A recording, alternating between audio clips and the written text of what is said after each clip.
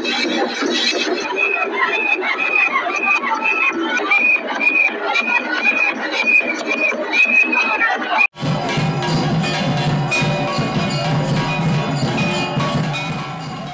বন্ধুরা, আবারও স্বাগতম জানাই তোমাদের আমার ইউটিউব চ্যানেল র্যান্ডম টিঙ্কুতে।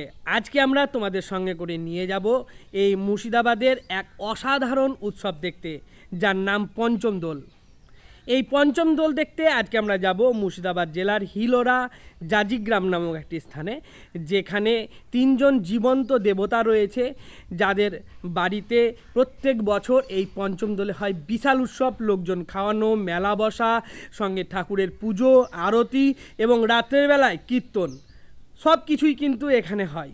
মুর্শিদাবাদ জেলার এমন পঞ্চম দোল আমি তো দেখিনি যে মুর্শিদাবাদ জেলাতে অন্য কোথাও হয়। এই পঞ্চম দোল শুধুমাত্র যে একটি রঙের উৎসব তা কিন্তু নয়।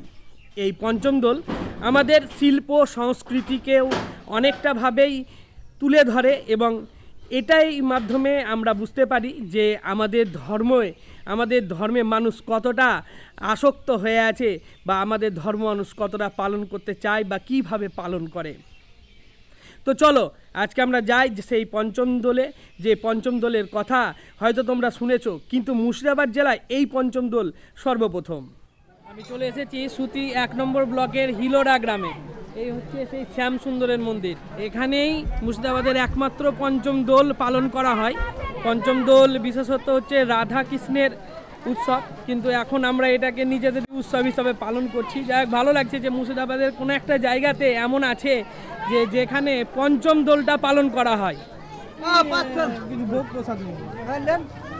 50 টাকার আমাকে করে দিন। ঠিক আছে, হাতে একটু জল দিবেন। জুতো রেখে গেলে সমস্যা নেই তো।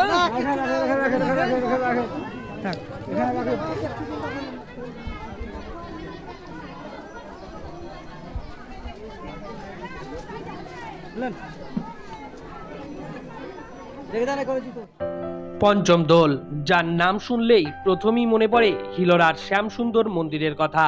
প্রতি বছর রাজ্যের বিভিন্ন জেলা থেকে আসে 50,000-এরও বেশি লোক।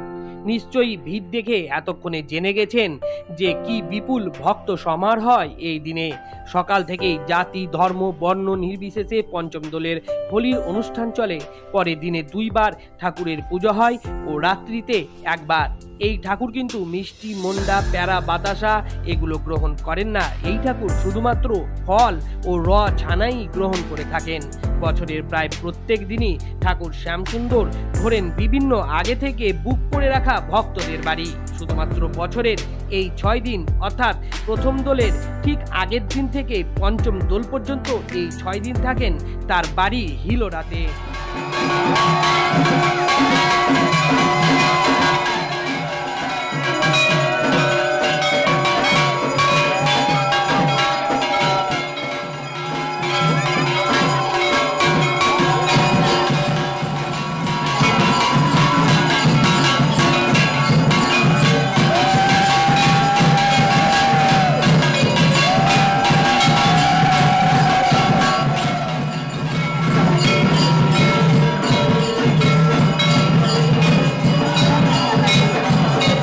বিপুল পরিমাণে ভিড়, প্রচন্ড ভিড়। এতটা ভিড় হবে ভাবতে পারিনি। ডাঁপাড়া দামেও কিন্তু এতটা ভিড় হয় না যতটা এখানে ভিড় রয়েছে মুর্শিদাবাদের এই হিলোরা গ্রামের শ্যামচাঁদ ঠাকুরের মন্দিরে।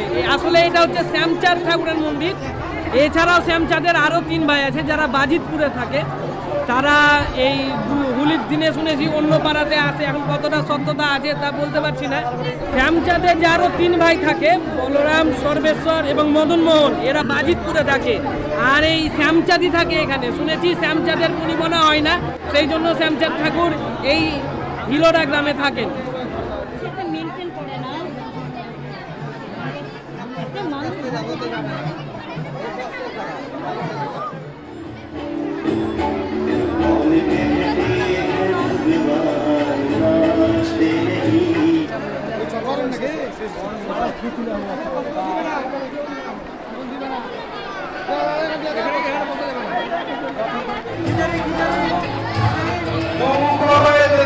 अच्युतं केशवं कृष्णं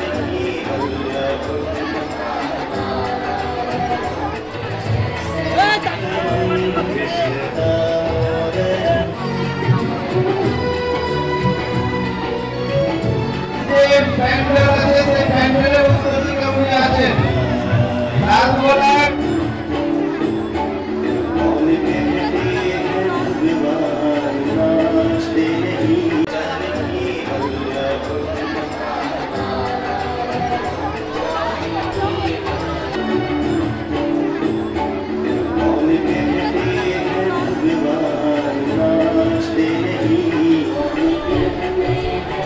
বড় বড় কড়াইগুলো দেখেন, বিশাল বড় কড়াই।